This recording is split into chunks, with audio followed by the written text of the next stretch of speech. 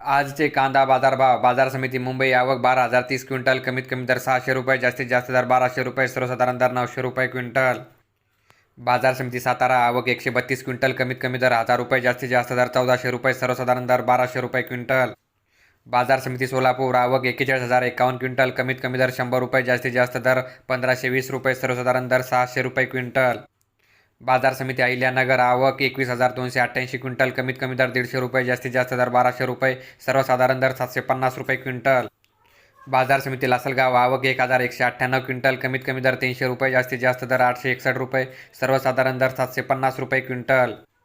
बाजार समिती पुणे. आवक 11,217 क्विंटल. कमीत कमी दर 400 रुपये. जास्तीत जास्त दर 1300 रुपये. सर्वसाधारण दर 900 रुपये क्विंटल.